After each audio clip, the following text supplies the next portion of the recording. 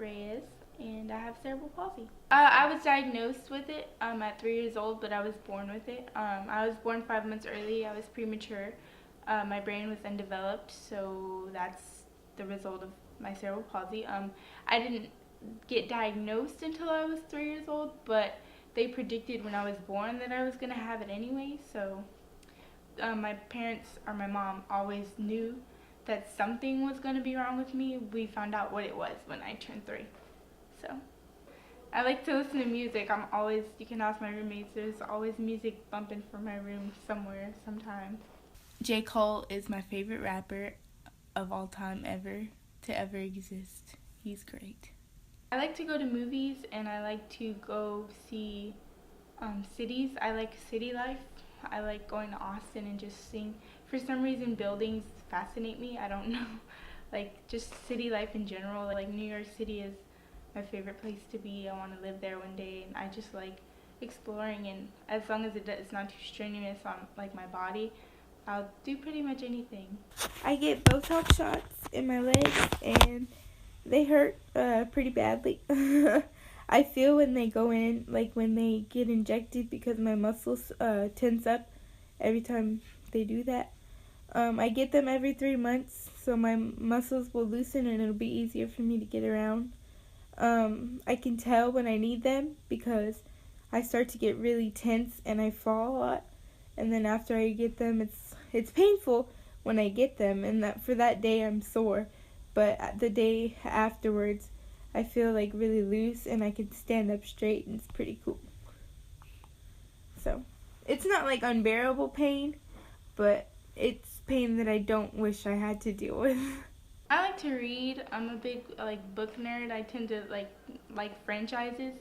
I like to write. I like to watch movies. I like music and movies and good times, and I like to cook.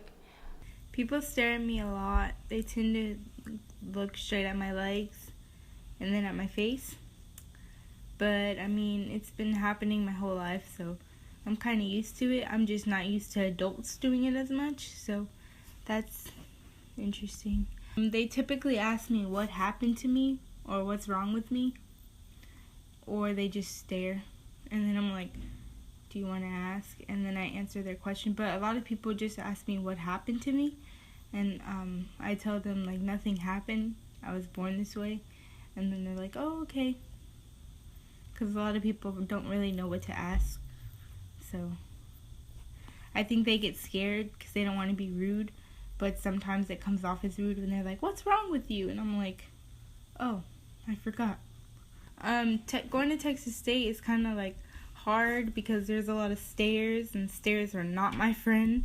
So it's a little difficult, but I do it. I manage. It used to not bother me, but the older I get, the more it kind of bothers me, because I feel like we're grown-ups, and I feel like you should respect a person's space and like respect that maybe they don't want to be stared at all the time. But I don't mind answering people's questions because some people are like genuinely curious, and that doesn't bother me. I understand if you have questions. It's just some people are rude about it and some people aren't. And there's different types of cerebral palsy. Some people have it way worse than me. Some people don't have function of their arms and legs and can't even talk. So those people, yes, they are disabled, but it doesn't give anybody the right to be like, oh, you have cerebral palsy, you're disabled. We're normal people. We just walk a little different.